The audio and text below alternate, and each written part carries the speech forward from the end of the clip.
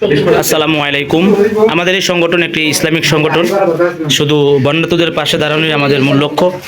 তো আমরা জানি, আমরা বিভিন্ন সামাজিক কাজে কিন্তু আমাদের এই সংগঠন থেকে সালিয়াকান্দি খিদমাতুল উম্মাহ যুব সংগঠন, এখানে সালিয়াকান্দি উত্তরপাড়া এবং আপনাদের সকলের প্রবাসী, গ্রামবাসী এবং শহরের সকলের সহযোগিতায় আমাদের সংগঠনের পক্ষ থেকে এবং এই যে আমার সকলের পরিশ্রমে এবং আপনাদের সার্বিক সহযোগিতায় আমাদের এই সংগঠনের মূল লক্ষ্য হলো আপনার অসহায় মানুষের পাশে দাঁড়ানো। সেই উদ্দেশ্যে কিন্তু আজকে আপনারা দেখতে পাচ্ছেন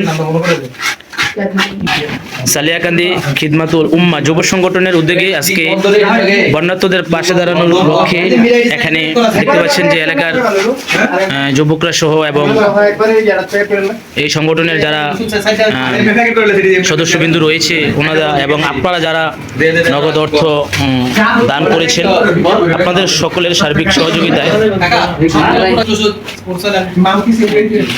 এবং এখানে আমরা একটি প্যাকেট তৈরি করছি। এখানে থাকছে আপনার পানি এবং থাকছে মুড়ি, এরপর আপনার এখানে দেখতে পাচ্ছেন থাকছে গুড়, এরপর আপনারা দেখতে পাচ্ছেন যে এখানে চিড়া না পাওয়ার কারণে আমরা কিন্তু শুকনো খাবার হিসেবে আরো একটু ভালো মানের বিস্কিট আমরা সংগ্রহ করেছি। এরপর আপনারা এদিক দিয়ে দেখেন যে আমাদের এলাকার ভাইয়েরা সবাই কিন্তু সকাল থেকে এবং গতকাল থেকে এবং যারা পরিচালনায় রয়েছে ওনারা সবাই কিন্তু রাত দিন খেটে আপনাদের সকলের সহযোগিতায় আমরা এই পর্যন্ত আসতে পেরেছি। আপনারা সকলে দোয়া করবেন যেন আমাদের এই সংগঠন আরও অনেক দূর এগিয়ে যায়। সালিয়াকান্দি খিদমাতুল উম্মাহ যুব সংগঠন, এই সংগঠনের মূল উদ্দেশ্য হলো আপনার মানব সেবা।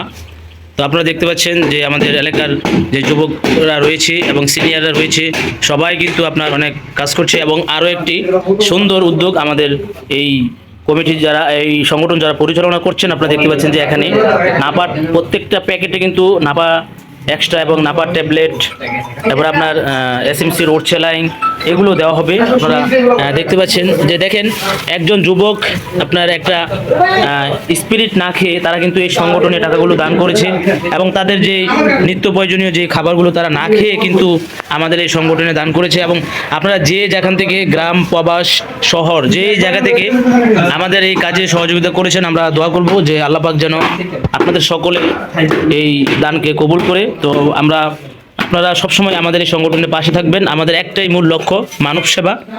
তো আপনারা দেখতে পাচ্ছেন যে এলাকার সকল যুবকরা কিন্তু এখানে কাজ করছে। সকলের সুস্বাস্থ্য কামনা করে আজকে আপনাদের সকলের কাছে দোয়া চেয়ে আমরা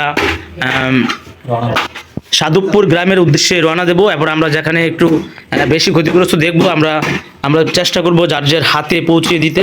সকলে দোয়া করবেন।